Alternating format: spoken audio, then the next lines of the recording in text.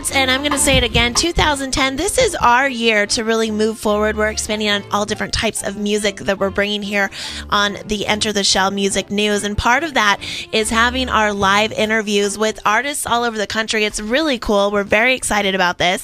So this is your chance as a band, artist, actor, comedian, whatever you are, you're listening, you want to be a part of the show, hit us up because we really want to talk to you. And tonight, kicking this off once again, we're going to be talking with artist Emily Wells. And Turtle, talk to me a little bit about this musician and what she's got going on here. Yeah, Emily Wells, she is an artist that mixes up hip-hop with classical music. And we have her on the phone right now. How's it going, Emily? It's going great. Hey, guys. Hey, Emily.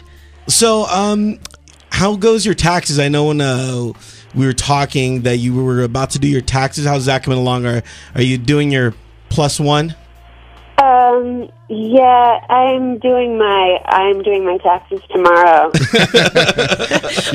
Are you doing them yourself, or are you going to have someone else do them for you? Well, the guy that I go to, it's kind of like you go in and you have to wait for a long time. You have to have everything ready to rumble. And then you have to listen to him make, sexist jokes for, half an hour. And you have to, dig through his little candy bowl and try to find, a good piece of candy while you're waiting.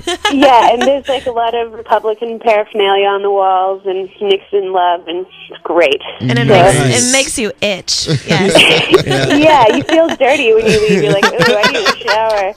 Oh, my gosh, good luck with that. Yeah, Emily, I want to ask, for a while now, you've been doing this by yourself. You're a one-man band, and then all of a sudden, you decided to bring Joey and Sam into your world, and they were a part of the Dirty EP, right?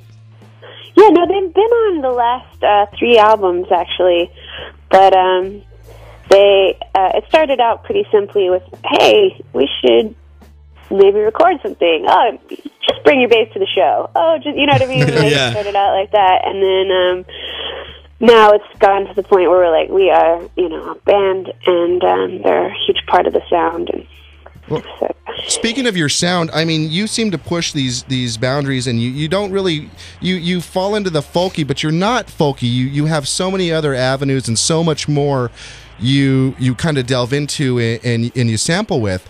How do you come up with this, and do you find yourself in odd places because you choose to be so out of the box, which is completely awesome? Yeah, I think I'm folk by association in a lot of ways, based on places that I've played a lot in the past.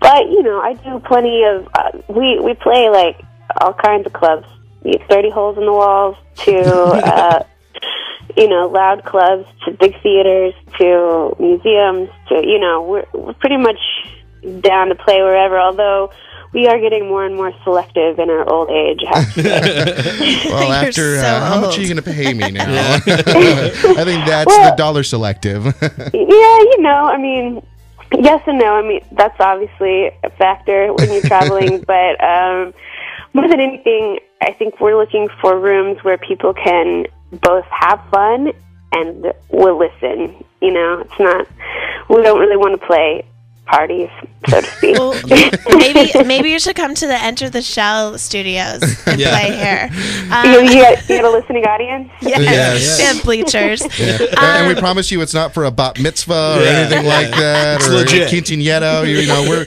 We're legit. And Turtle will actually be wearing clothes this time. So, hey, really quick, I got a couple questions for you, but we were just talking about Joey and Sam. For people that are listening that maybe aren't familiar, will you tell us real quick, kind of what role they play, what their instruments are and whatnot? Sure. Joey Reyna is the bass player, and he plays everything from upright to electric to subs. He, he's a bass genius, and he knows how to play simple bumping lines, and he also comes from, a jazz and a classical place. Cool. But, loves hip-hop. And Sam is drummer extraordinaire. He uses, nice old kits, and we also do a lot of sampling from vinyl into a sample pad that he uses live on stage as well. Oh, awesome. Cool. Okay, so those are their instruments, but I'm been told that you play a couple instruments yourself, some very unusual toy instruments. So can you tell me a little bit about what the heck you're doing? Well, basically, I base my instrument selection on cuteness and travelability. So, and color.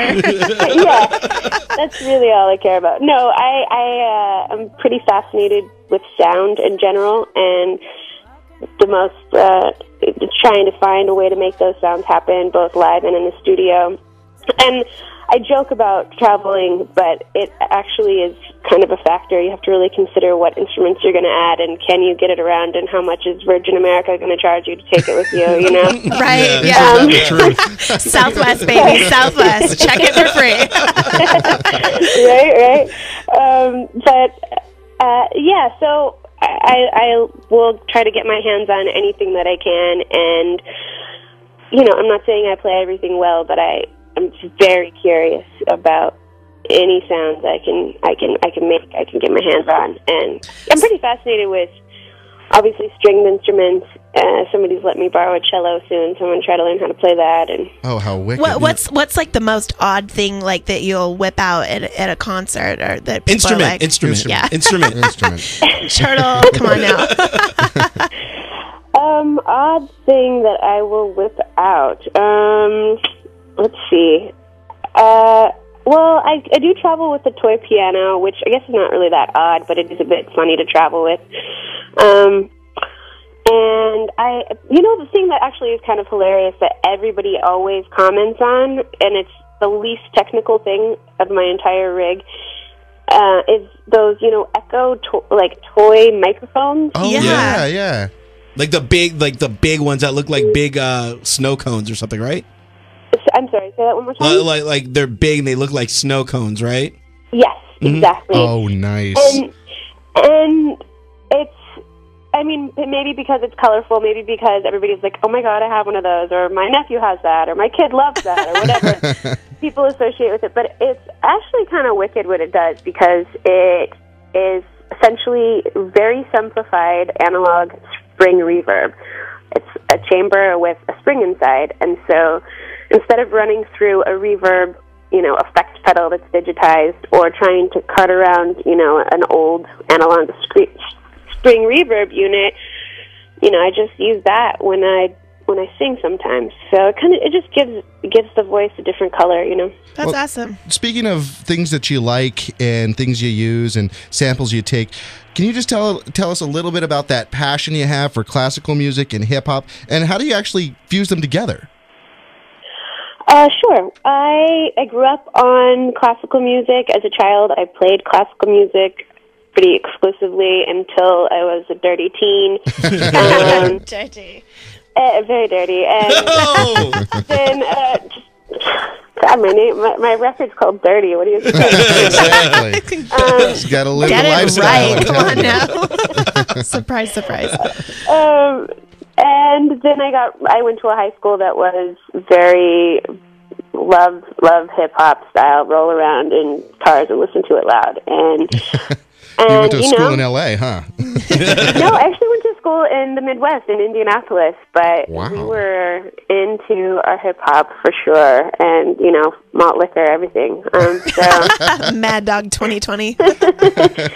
Yeah, mistakes were made. So, but then, I love a lot of different kinds of music. A lot of people do. And so to me, it's not odd to kind of try to take from as much as you can and be inspired or influenced by as much as you can.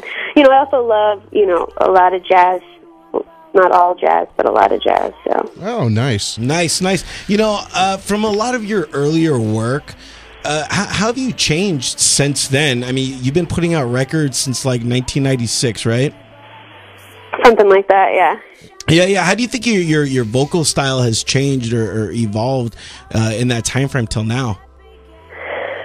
I've just grown up. You know what I mean? Like, I've just evolved as a human being. I've heard more music. I've made more music. And I think it's really common as a young person making music, especially as, to have elements moments of affectation or trying different things on or whatever, and the more comfortable that you become with your work. So you're basically you're dirtier. Yeah, I guess so. You get dirtier and more raw. You got to get down and dirty. That's right. Yeah, and we're talking, just to recap, we're talking with Emily Wells. You can always visit her, myspace.com/Emily Wells.